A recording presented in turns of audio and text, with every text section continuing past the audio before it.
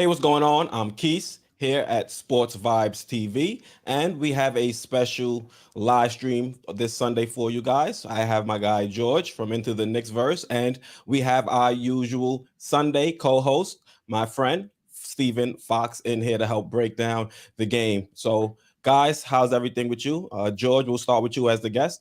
How's everything? Excellent, excellent. Happy to be here. Thanks for inviting me, and I'm on for my first time, co-hosting with my friend here, Foxy and Keese. We're gonna have a lot of fun. The game that's coming up, it's gonna be interesting. So I'm excited to talk about it with you guys. And Foxy, how's everything with you? Enjoy, ready for the All game? good. I am. Salute to you. Salute to my boy George. Can't wait to. This is our first time, folks. George and I being on together. We're friends off the air all the first time on the air. So I'm excited. So salute to both of you. Salute to the chat. Salute to the SV Nation. Go Knicks, go. Hopefully we can make it two in a row tonight. Yeah, hopefully we can make it two in a row. But before we jump into the game, would like to get your thoughts, Foxy, on what happened yesterday against the Houston Rockets. Now, the Knicks went out there. We did get a win, 106-99, but it wasn't a win that made you feel confident heading into the game today. So, Foxy, just give me your thoughts on what you saw yesterday between the first quarter, our anemic offense, and, the fourth quarter where we had the bench players like Burks and Quick really step up and help us push us toward a win. Yeah. More and more, it feels like a tale of two teams within one team. The negative plus minus. I added up the box score today just to make sure. I'm like, could this be true after 16 games? RJ is a minus 50. So, but then you look at the second team, and it's amazing that how well they've played. So yesterday's game, the good news is that we shot almost 44% from three, and that'll cure a lot of woes. But we only had 4 offensive rebounds in the whole game yesterday. We had 25 assists, but the good news is they only shot 26% from three. So, and 59% from the foul line, which always helps. But we got killed in rebounding last night, 48-37. We got killed in points in the paint, 56-26. So I'm glad we played a crummy team and got away with it. But I don't know if we can get away with that with a good team. George, what about you? How did you feel about yesterday's win? Well, I came out and I said it was a demoralizing victory. Like you said, it doesn't encourage you at all. But at the end of the day, it's definitely better. I mean, if you have to like split the difference, coming out with the win is infinitely better than if they had lost last night. But it doesn't make me feel like, emboldened or anything or comfortable about the state that they're in. But it kind of also reveals what we basically it's been like you were saying, it's a tale of two teams almost, where one half of the squad is doing their job and the other half just isn't. And Thibs has been struggling trying to find the right blend. And sometimes he gets it, and they storm back. And but the problem is falling behind and then having to try and catch up or giving up leads that we've been talking about. So there's a lot of issues, but there's something that really is like the one thing that happened last night that I think can continue as a positive was Fournier finding his stroke. He's a shooter. He's been doing it his entire life. It's what he's known for. The odds are that this is closer to who he is and who he will be for the Knicks ongoing than what we have been seeing from him. So that's a positive. So that's good. And we've seen Kemba's shot has kind of not returned, but he started off super hot. He was like the hottest 3-point shooter in the NBA for a nice stretch. Then the shot left him. But he was battling last night as well, and it's nice to see that he's doing the back-to-back today. So let's hope that maybe sometimes when you don't have that much time to think in between games, you kind of just flow right into the next one, and maybe they can show the effort and the type of execution that's needed to beat a good team like the Bulls. Hopefully that'll happen today. Yeah, so we're also starting to hear some rumblings from that starting lineup. After the game, Ian Bagley, SNY, they dropped this quote. It says, "A couple of top players have privately expressed some frustration about how things are playing out on the offensive end." Now, Foxy, I'll pass it off to you. How are quotes like this? How are you responding as a fan hearing quotes like this? And do you understand why players in that starting lineup may be seeing some frustration in terms of how the ball is sticking with certain players and not being moved around the court? Absolutely. It's and also when they just have to look to their second team to see somebody playing with, moving a ball, meaning energy. Just like I said, they don't have to look very far for it to see that what they're doing. You touched on it was good seeing yesterday the relationship or the synergy between Julius and Fournier. I'm hoping both of them. Julius last night had a very good night. As much as everyone wants to get down, he had 16 points, 10 rebounds, 9 assists. That's a strong game, man. He was a +2 on the night, but RJ again, a really off night, man. 1 for 5 from three. 4 for 13 for the night, 11 points, only 1 rebound for the whole night. That's not good. And Tibbs has touched on this. When RJ or any of his players have a bad night in one way, they want him to pick it up in another way. And so hopefully RJ will be getting out of his funk. But I don't know. I'm starting to get on the bandwagon of saying, George and I and a few others are brothers on the analytics. Kemba on the court, it's brutal. I don't want to get negative, but I was going over figures and lineups today, and it's atrocious when he's on the court. What happens to this team, Kemba? So that's why I'm doing an about face from earlier in the season because there's really no other alternative. Saying, you know what, I have no problem. I'd like to keep D Rose with the second team. He had an off game yesterday, but that's only one game. But give IQ some burn at the point guard. We don't have much leverage to do anything else, but IQ's really, I have to give him props. His defense is so much better than it was a year ago. He's the only guy that could really pick up somebody full court. Uh, we're going to have to do something with this starting lineup. It's just atrocious. Yeah, that's interesting. You mentioned bringing in IQ as a potential starter. I look towards Derrick Rose maybe stepping up and entering the starting lineup. But Quick has shown throughout the last few games the shot is starting to drop. He's showed up in key clutch moments in the fourth quarters of games over the last few games. And I think he's still learning the role of a point guard. But Foxy, you said it numerous occasions. The role of a point guard in this modern NBA has started to change. And I think Quick has all the attributes to be that modern point guard. So if he is able to step up as a starter, I would be open to it. I'd be interested in seeing how he'd be able to go out there and perform against another team's first unit for 30 some odd minutes a game. And I think that is something that Tibbs should look into if the starters continue to struggle, because like you both have said, it's night and day. Dr. Jekyll, Mr. Hyde with the first unit and the second unit. You see the starters out there and the ball, it's like everybody's thinking and no one's really reacting. When you compare it to the second unit, they have that chemistry. It's like everybody's playing on this, it's one team, one mindset, and everybody knows what they're supposed to do. With the starters, I'm not really feeling that when I'm watching the game from home. Now, George, what are your thoughts on this quote that Bagley and SNY dropped after the game last night? I mean, I don't know why he had to say privately. They've said it. They've said it in press conferences. So that kind of makes it see. I actually found this quote kind of odd. And I love Ian, but I've heard Fournier say it. I've heard RJ say it. I've heard Randall say it. I mean, they've all said it. So to make it sound like this, it's almost like as if, like if there's something mysterious about this. It's nothing.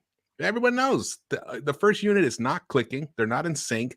They don't practice 5-on-5 enough. That's how we know that from Fournier saying it. And he said it in that press conference. So to me, it's not like this is a big shocker.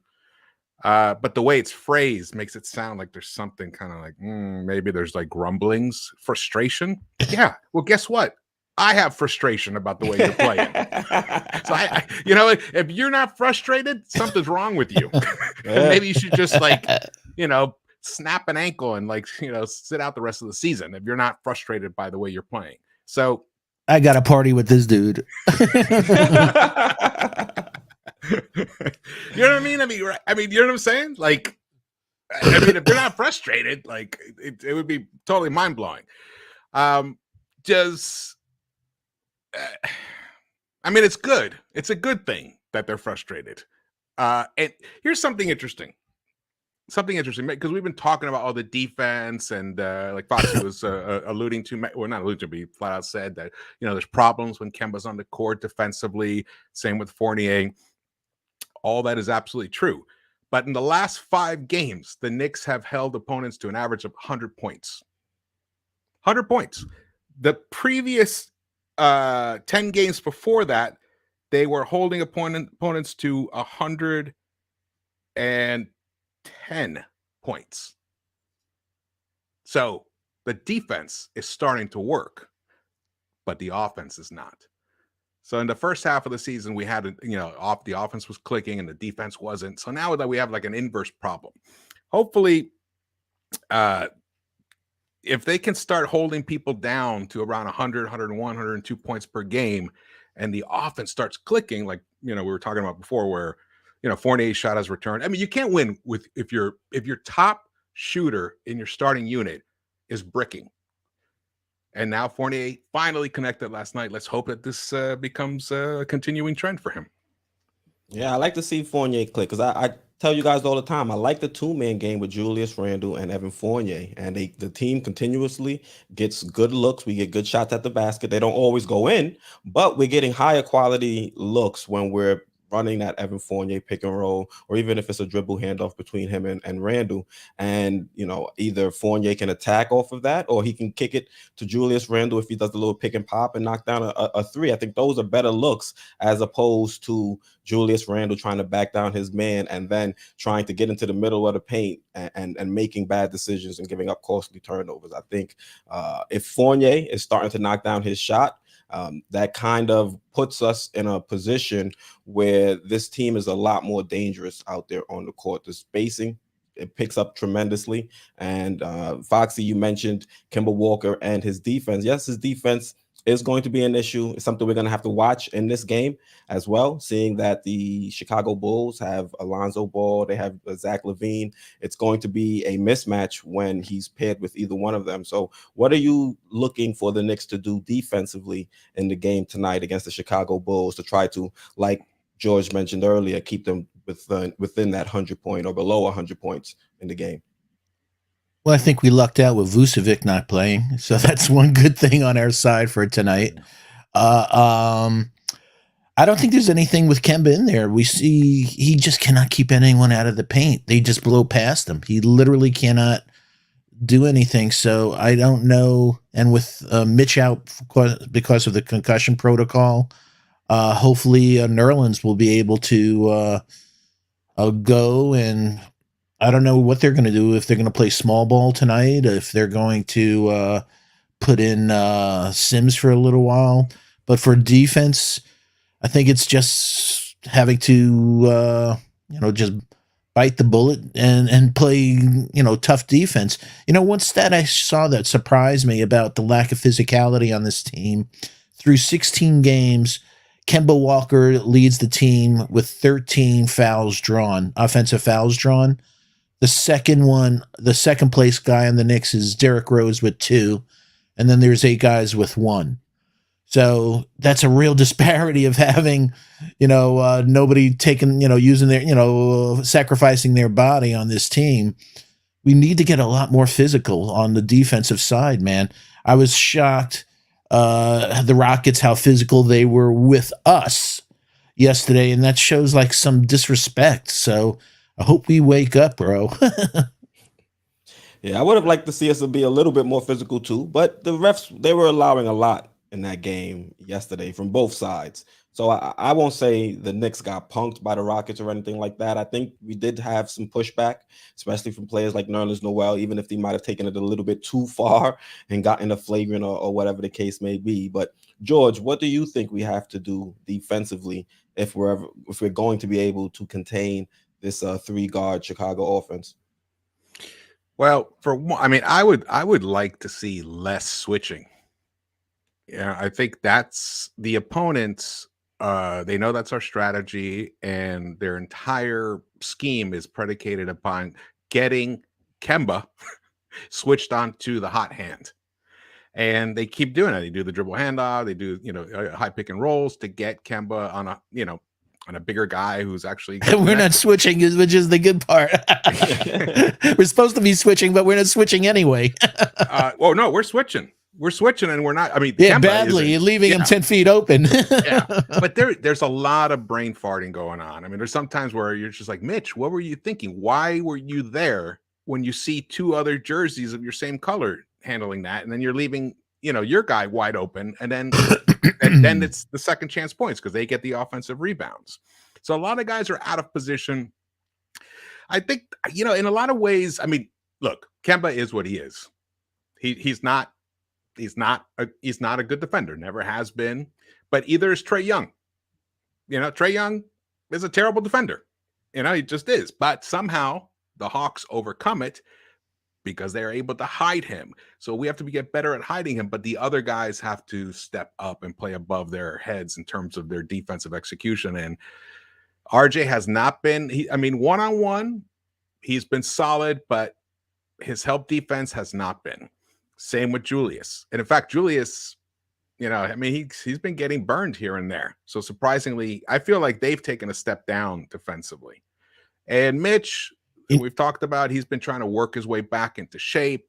He had a nice game. He had a nice game until he got hurt. It's just going to take time. This is one of those things where it's just going to take time. But unfortunately, we don't have time. Because people are coming after this team. There are no weak spots this year, as opposed to last season. So every game is a battle. Even last night, last night should not have been a battle. Mm-hmm. That should have been the soft spot in the schedule. It should have been. But you know what? Look, hey, it's Jalen Green's first time playing in the Garden. Even though he didn't have such a great game, but they want to step up for the bright lights of New York and Manhattan, and that actually works against. It works against our favor with the Knicks because we're not matching their intensity.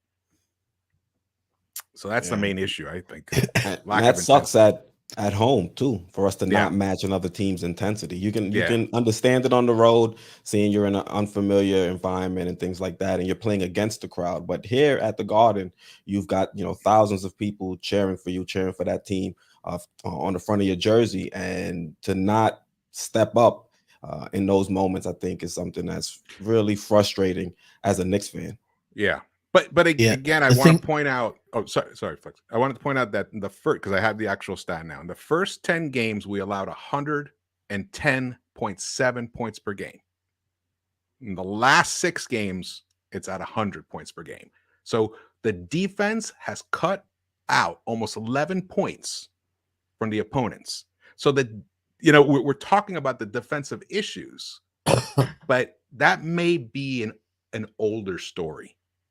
That may be, and it still may be an issue, but they've definitely done some things to improve it. And that may be because Mitch has gotten better into better shape. He's finally, he had one game where he had 5 blocks. He's finally starting to make some blocks. Fournier, even though he does brain fart and has lost sometimes, but he has guarded the perimeter a little bit better, than he was in those first 10 games. So there is some improvement. We have to acknowledge that. The problem is that it's coincided with the offense the first unit offense being trash. Tanking. Yep. Yeah. I want to give a shout out to a few people in the chat. Geraldine MacGyver saying salute. First lady of the SV Nation. Facts. Salute to Geraldine. Salute to Dank Tanks. Citizen X is in the chat as well. He's saying we here. Salute Knicks Nation. Lex the Destroyer, one of our mods here at the channel. Salute to him. He's saying salute Boost. Keith, George, and Fox. Salute to the chat and the Wrench Mob. You said Boost is in the chat as well? Boost is in the chat. Charlie King, big ups to the panel. Go Knicks. That's like Charlie's favorite closing. Go Knicks. My brother Julian Blum, my Bronx brother. Hope all is well with you and the family, Julian. Salute to Julian. Peter Rodriguez, he's saying what's up. Vibe and verse. Salute. Rick Pennington, he's saying at the 20 game mark last season, we were 8-12, team in an early shooting slump, and that affects your defensive intensity. Things will turn. Yeah. It's sad, but you know what I really think's impacting our. Go ahead, Foxy. Sorry, Foxy. I think more. I watched a game the other day on purpose from last year, and I'm going over all these stats that I could bring up today. And one of the things that I'm seeing is that doesn't show up on a box score was Reggie Bullock's being like a quarterback on defense. Little things that he did to put Julius and others in the position that they were supposed to be. And we don't have somebody doing that role right now on this team. Bullock, that's why I think Tibbs loved him, that he was a defensive, little nudges, like the linebacker. a little. He was like exactly. He was like Lawrence Taylor. But it was little things that you could see literally where he was just a little push on him, like you go there, that those communications and we're desperately missing a quarterback on defense. You know, Taj is the best that we have when he's on the court because of his knowledge, although he's good for 2 moving screen fouls a game with all that knowledge. But we desperately, and I don't think Fournier will ever, take that role that Bullock had last year. But I think that's what I'm seeing a lot of. I'm trying to find out, and I'm going through numbers to see what is irking this first team. I looked at something at RJ. The majority of RJ's shots on the shot clock are from 15 to 7 seconds, but 23% of his shots are from 22 to 18 seconds, like really early on the shot clock. He's not really giving the he's not allowing that offense to set up. And on the other side, Julius, 15% of his shots this year are 4 seconds or less on the shot clock. So I'm just trying to look at that, and I put out a couple of tweets yesterday, just talking about some other things. That last year RJ 5% at the point guard position, 79% at the shooting guard position, 16% at the 3 or the small forward position. This year he's playing 96% at the 3 at the small forward position, 4% at the 4 position. That I'm just trying to say that is now that he's not really facing shooting guards and everything, is the length impacting him? And the last thing that I noticed, just going on stats. Let me just see it here. Is I'm sorry, I'll find it in a second. But basically, here it is. Julius Randle, his average distance of a shot this year is 15 feet. So the average distance of a field goal that he's doing, and RJ's 13 feet. So and last year RJ was 11 feet. So I don't know if it makes a difference, but he was basically 3 feet closer on the average of his shots. So I'm going through all these numbers, trying to find out some type of anomaly, like George does. Like, why is this team not gelling other than having 2 members on the team? But the reality is that we talked about it. One of our friends in the chat this past week, or in the comments, Go 6 Tray said to us statistically that when Kemba starts in his career, 56, he loses 56% of the time when he starts. And Derrick Rose, when he starts, he wins basically 57% of the time. So Kemba's had great points in his career and making all-star teams, but he's never really been a winner. and obviously Charlotte maybe didn't have good teams and stuff, but he's not really a guy who sets up the other players on the team. That's never been a thing that he does, and I think maybe we're realizing that right now. I mean, I don't know if I would blame it strictly on the winning percentages they that drafted Stowe Michael provided. Kidd-Gilchrist, number 2. Yeah, I'd blame that more on I Jordan. just said that he had a crummy team. Yeah, it's a tough stat. Sometimes, some stats, they kind of like can mislead you a little bit. But I mean, it's true. I mean, Kemba's an undersized point guard, and that's and the league has trended away from that. I mean, Trae Young is an anomaly for the past 10 years in terms of success. I mean, even Steph, Steph's like 6'3", and that's well, I think last year the stat was, I think there was only 7 players 170 pounds or less in the league last year. Yeah, whereby way back. I mean, when we had Charlie Ward was he was a strong. He was short. He wasn't small. Yeah, right. He was like what, 6'1.5", 6'2". Yeah, but he was a Anthony. pure football player. Yeah. Well, the thing about RJ is he is finishing at the rim. He's finishing at the rim. Well, he's taking 37% of his shots are at the rim this season, where last season 42% of them were at the rim. But he's completing them at a higher percentage. So that's the inverse with RJ. He's only 5% of his shots are from the long mid-range, which is good. I'm glad he's not doing that. His 3-point shots, he's taken 39% of his shots are 3-pointers. That is up. Last season, only 27% of his shots attempts were from the 3. So that's increased. So that's going to affect your field goal percentage, because the more 3-pointers you take, the lower your field goal percentage goes. So that's on average. That's kind of what happens there. But I'm more concerned with RJ's defense than his offense, actually. That's what I'm more concerned about, because like you guys were saying, I mean, you should be able to contribute to the game even if your shot's not falling.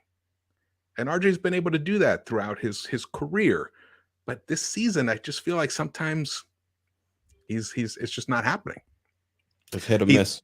Yeah, it's hit or miss. It's hit or miss. I mean, this year he's averaging 32% from the 3, so that hurts a lot. Last year was 41%, so that's a big drop. And he's taking more 3s. More, yep. So that's yeah. But he's completing 60% at the rim, where last season he was completing 55%. But he's going to the hoop more. So, and he's only hitting 27% of his mid range too. Yeah, 27% of his mid range, exactly. And where last season he was at 34%. He connected that 17-footer more often. This year we're not seeing that, or whatever, that 12-footer, 10-footer, that little stop and pop. I think he had 4 shots blocked last night. I think, like you just said, he takes an extra dribble sometimes and he gets to the land of the Giants. He needs to take that elbow jumper.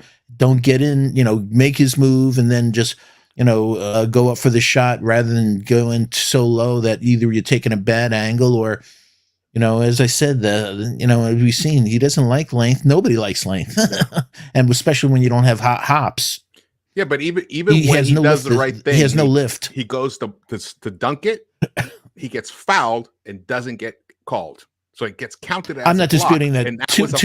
Two plays yesterday should have been fouls, no doubt. Yeah. But they get counted as blocks against him. Yeah, but it averages out at the end of the year. we hope. Yeah, fingers crossed. Yeah. He hasn't been getting the call all season long. No, he hasn't. Yeah. So, guys, I have the stats up for tonight's game. Not the stats, but I have the stats for each team, the tail of the tape. Points per game.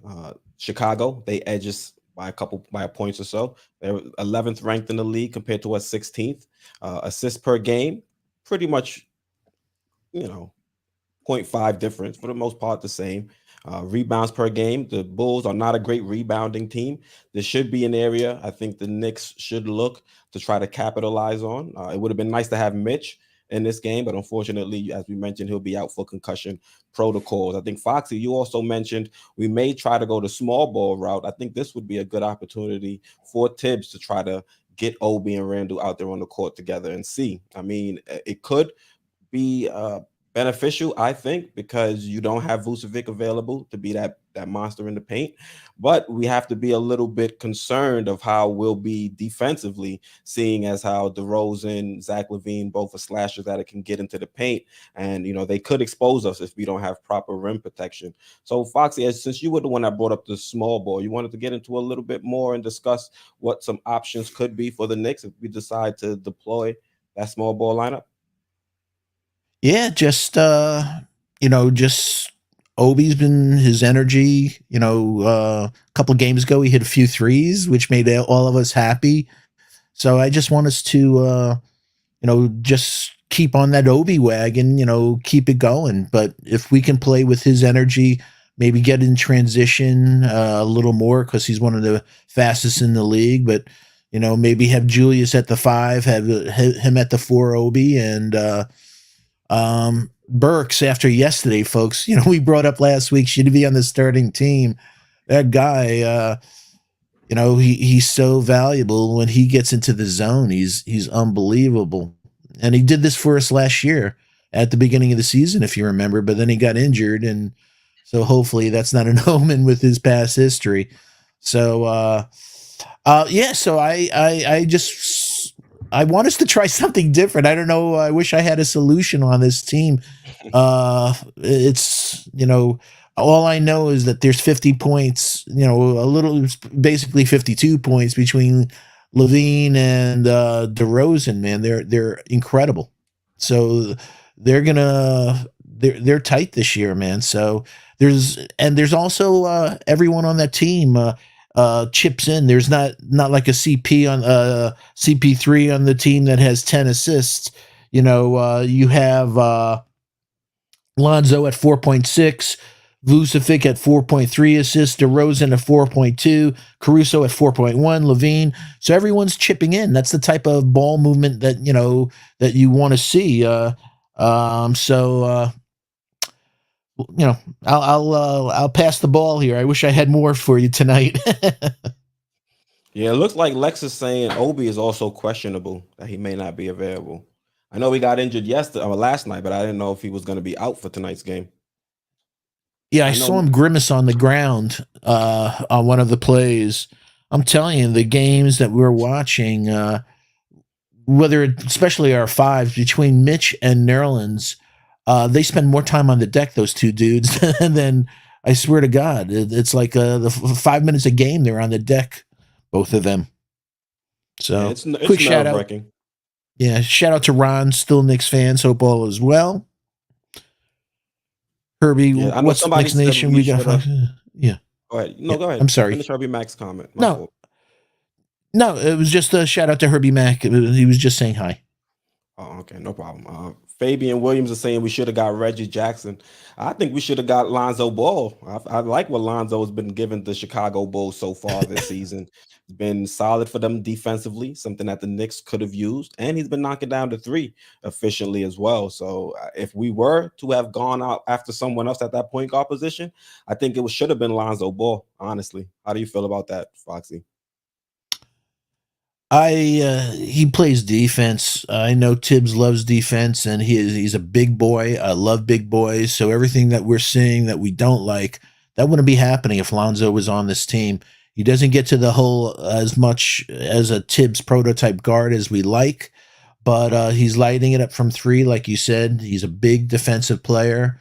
He doesn't have his brother's intuition for passing, but he's still a good passer, very good passer. His brother is all world. We saw that pass last night. Yeah, Passed right past Austin Rivers' fingertips for an easy dunk. Yeah, so he's like sometimes I have to. Oh, that's Lonzo. He has many different looks depending on the game.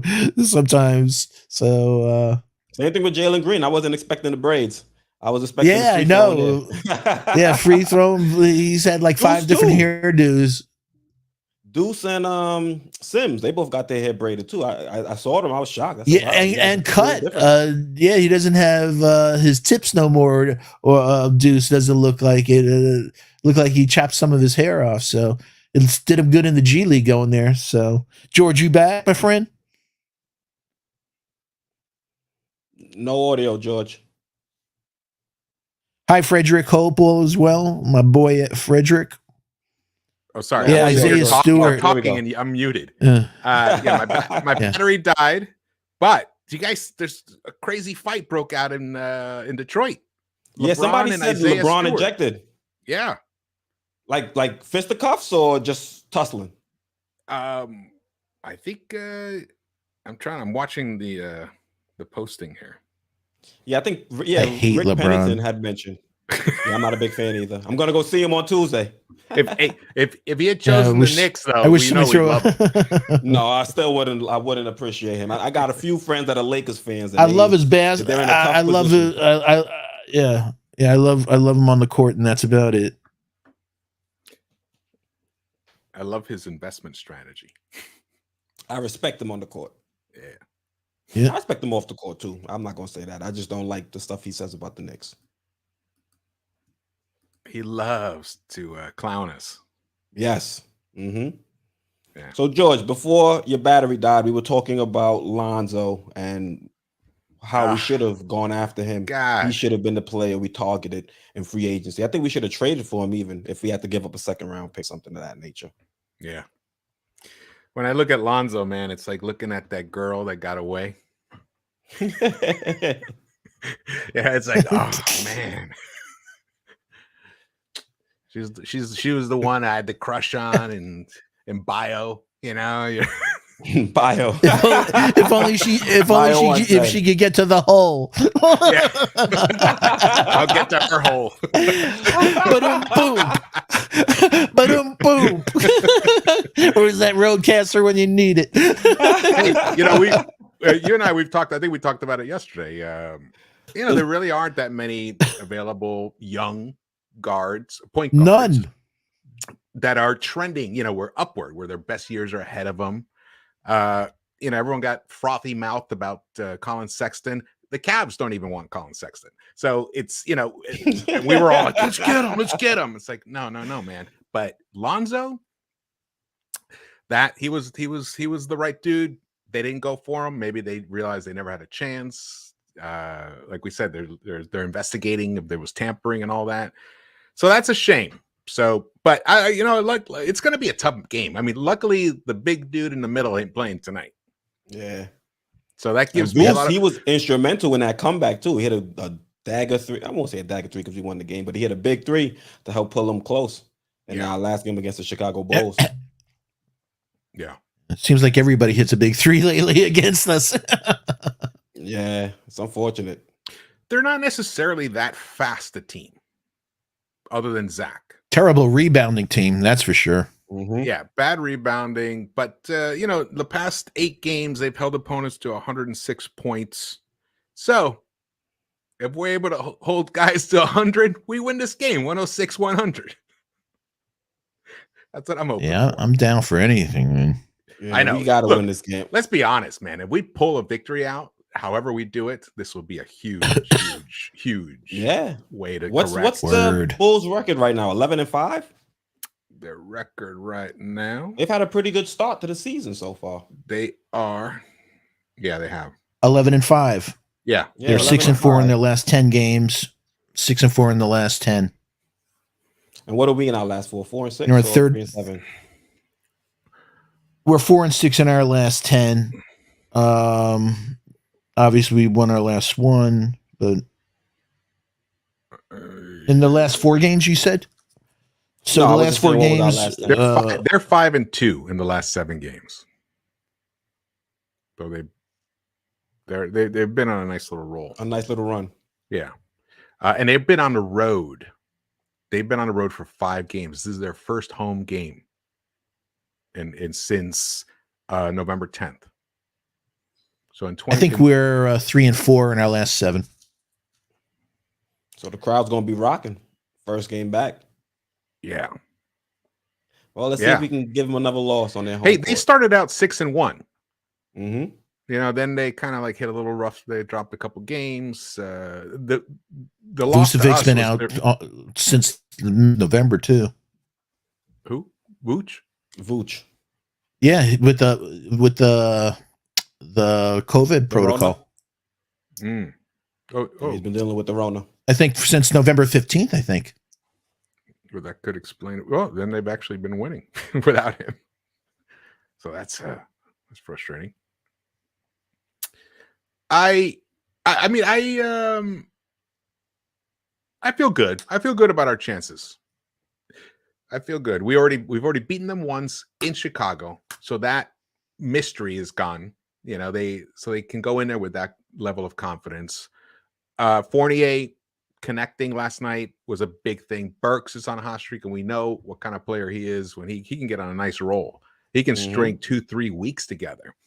And somebody commented on, he can. And somebody commented on the one of the videos saying, you know, he looks like he's finally back to his pre-COVID self. And it could be the, you know, COVID just lingered for a long time, you know, and some people it affects him for about 6 months. Jason Tatum said that as well. So he's finally gotten over that. So now what we're seeing now is the Burks we can hope, you know, expect to see for the next, you know, couple of months. That would be nice. Even Derrick Rose said that in terms of how COVID impacted him negatively, even after he had recovered. Yeah. So that's nice. In the game that I'm sorry. No, go ahead.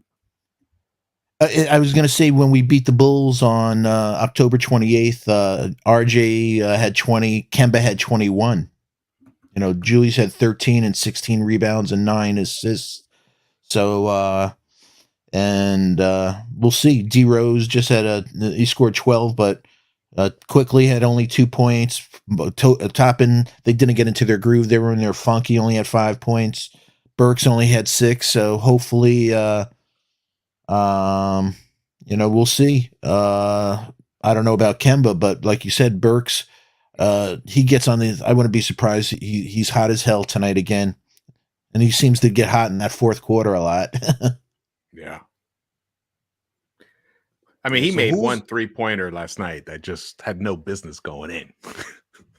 And you need guys who can do that. Burks, he just like the deep flung three. It. Yeah, it was a 3. That a heat check? Yeah.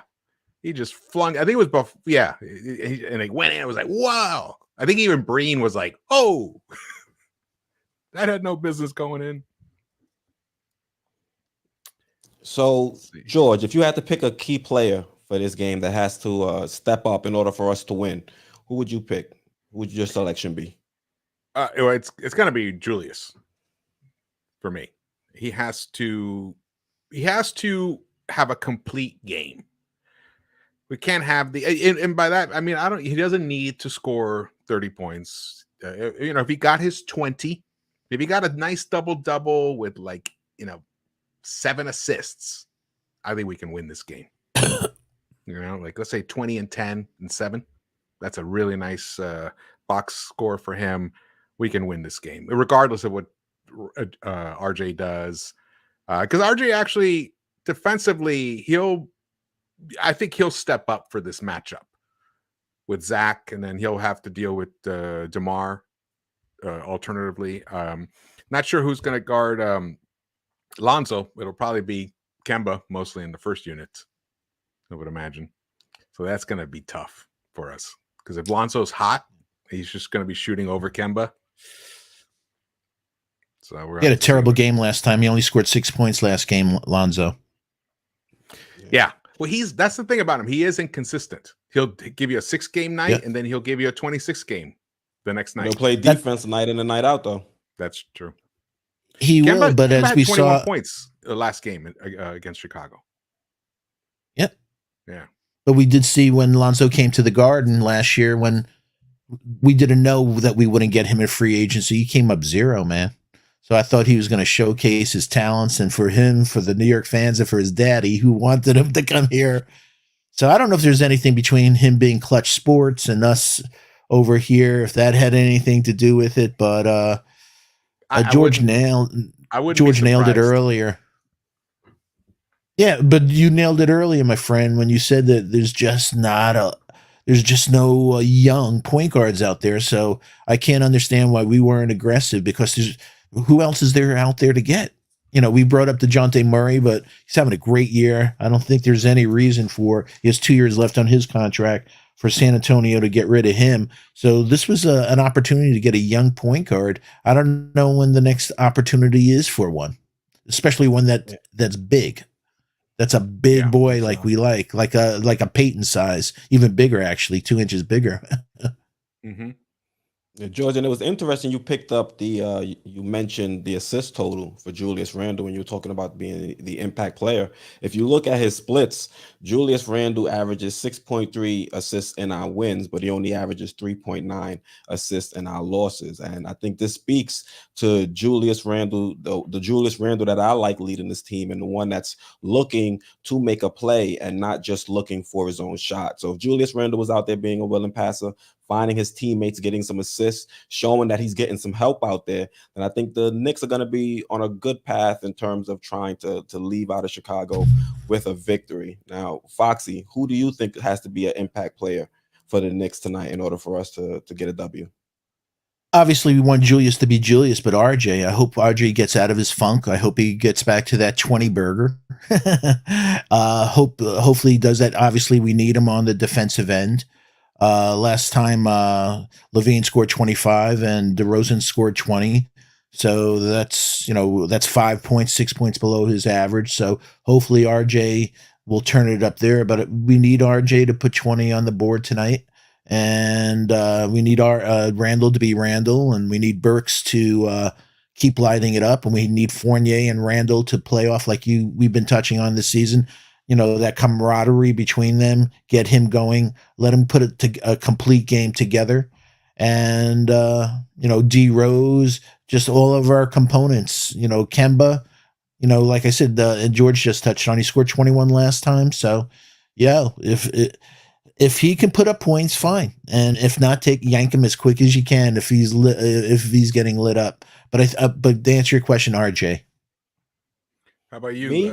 Quis? Who do you think? Yeah, I was about to follow up. Me, I think it's gonna have to be Nerlens Noel. We don't have Mitch, we don't have Taj, and Nerlens Noel is gonna be asked to provide a bulk of those minutes at center. We haven't seen Tibbs give much time to Sims, so we don't know if he's going to be able to step in and give us quality minutes defensively. So I think Nerlens Noel is going to have to step up. You look at players like a DeMar DeRozan, Zach LaVine, players that are going to get into the paint.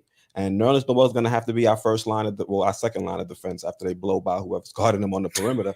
But Nerlens is going to have to step up and be a factor. Also, we see this team is not great, a great rebounding team. And Julius Randle, he's going to do his job and grab rebounds. But Nerlens Noel is going to have to secure some rebounds too. So he's going to have to put some super glue in his hands or something, some stickum, and grab some rebounds, both defensive and offensive rebounds, because there are going to be boards to have out there on the court going up against the Chicago Bulls. So for me, I'm looking for Nerlens Noel to step up.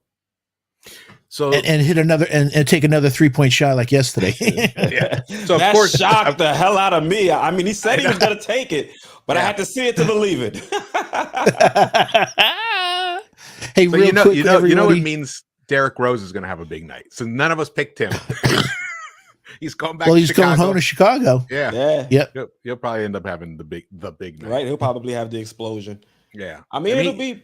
He gave Go ahead. 12 points in 18 minutes last time. He didn't have to play as much because Kemba was actually performing pretty that well. game. Yeah. Well, Hey, it'll be- SV Nation. Kimba's, go ahead. No, I just wanted to ask the SV Nation to do us a favor. Please hit that like, please hit that subscribe, and please hit that all reminder bell so you don't miss out on any of the great content that Quis puts out on the or Sports Vibe TV. Please share the link on your favorite social media platform. And as always, shout out to the greatest mods on the planet. We appreciate all you do. Just wanted to get that in there. Thanks. Thank you for that, Foxy. Just to jump into the chat real quick. Lex is saying, still haven't forgot about the water bottle flipping. Yeah, you don't disrespect MSG like that. Yeah. Did you guys see the story that they had a secret meeting to discuss trying to move MSG to a different location so they can renovate Penn Station or something of that nature? Yeah. That's been Yeah, it going was on dropped for a while. by the Daily News. I was like, all right, they're having secret meetings now to get Dolan out of there. There's an empty arena in Meadowlands. There's an empty arena in Brooklyn. That was like poetic Giving away justice. dollar That was like, where is that roadcaster when you need it? Fatality. I gotta get that one. That was a good one, Foxy. That was a good I one. love that. No, you had the good one. That was a great line. I mean, honestly, it is true though. I was speaking facts. We speak facts here on the channel, right? Yep. Yes, we do. Yes, I see a lot of people mentioning Fox for trade, but I think it's a little too early to discuss trades right now. And I don't know if Fox will be available. They just got rid of Walton. What was that, today? I feel like the days are blended in together. Yeah. Was that today or yesterday? So yeah, they fired Luke Walton. I would want them. I think they would like to see what's going on with their roster first with the new coach installed before they go and start jettisoning players like a De'Aaron Fox. Yeah, I think that's more like they have 3 point guards. They're like that's like maybe next summer kind of a thing, like just to keep an eye on who's on the radar in terms of young point guards that could possibly be available. Fox might be one, but another point guard with defensive issues as well, though. Yeah, though he can play defense when he wants to, when he's motivated. Yeah, it's like it's in his toolbox. Just some guys it's not in their toolbox at all. But for him, it is. He's just not going to use it playing for the Sacramento Kings. And jeopardize himself. Makes sense. Yeah, that's true. That's true.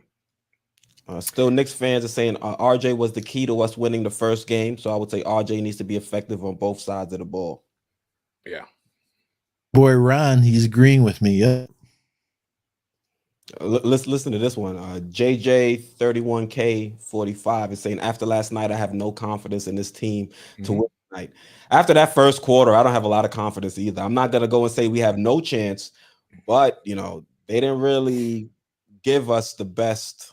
They didn't really give us anything to work off of. Maybe the last time we saw them in the fourth quarter, they were cooking with gas, but I'm worried about how we're going to start the game because I don't want us to have to claw back in the second half to try to win. So basing off what I've seen in the last few starts of the game, there's not really much to really say, okay, I can feel confidence we'll be able to execute out there and, play tough to start the game. Hopefully they'll be able to prove us wrong. And if they aren't able to start the game off hot, maybe that second unit can try to pull us back and win a game like we did against the Bucks. But this starting unit is going to have to get it together and quickly because I think the Bulls are starting to, click and get into groove. Yeah. I wouldn't be surprised if Thibs looks towards the bench a little earlier than he normally does. Being the second game of a back-to-back, Bulls are a really strong team. I mean, is he going to wait till, the 9-minute mark of the first quarter before he looks towards Derrick Rose? I don't know. Maybe he'll look at around the 6-minute mark, around halfway through if Kemba's not showing anything. So I hope that's his mindset. But absolutely right. Nothing that happened last night, other than Fournier, is something to feel good about. And I'm only talking about Fournier from an offensive standpoint, not defensively. Yeah, exactly. Because defensively, there are still issues. Yeah. Oh, yeah. But it was nice seeing him finally make some shots, man. It was really nice. Especially what we signed him for. We needed to make some shots. Yeah. And you know what just to say some nice things about him, you could see that it was weighing on him, not delivering. I think it was the game before the last game where we went to the bench after I think he had airballed a shot. He just sat on the bench. His face was in the towel. You could see like it's really bothering him, and like he takes this thing really seriously. He wants to perform for us, and that's really crucial. Guys that are very nonchalant about stuff, that stuff bothers me personally. I like to see someone suffer as much as I'm suffering. Even last night, you saw it on Fournier's face on the bench as well. Even when he was performing well, you can kind of read his lips and try to, see him. He was trying to cheer the team on. He was looking up at the scoreboard, looking a little bit concerned. So I've seen that with Fournier as well on the bench. Yeah. Yeah, he's it's not wasted money at all, because even still he's a good contract to trade if we get to that point. You know, he's a good age, he's a shooter. I mean, he'll probably be playing for another 7 years in this league. So it's it's a good signing. It just he hasn't delivered offensively yet. But I'm hoping last night unlocked him.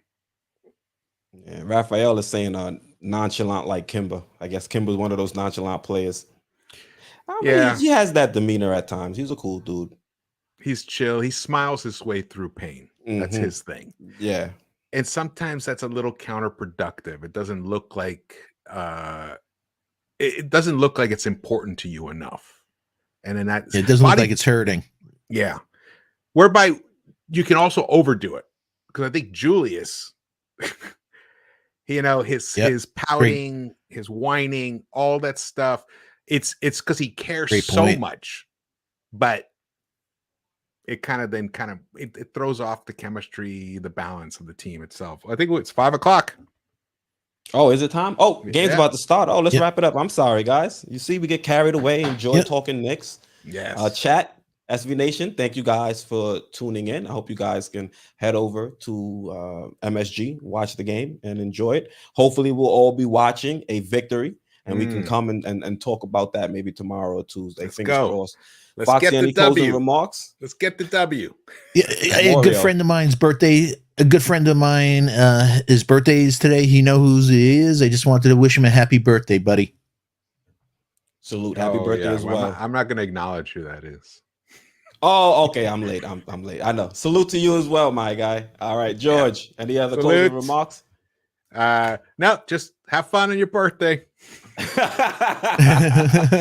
Same. SV Nation. Get to the hole. Thank you. Get to the hole, JD. Boom.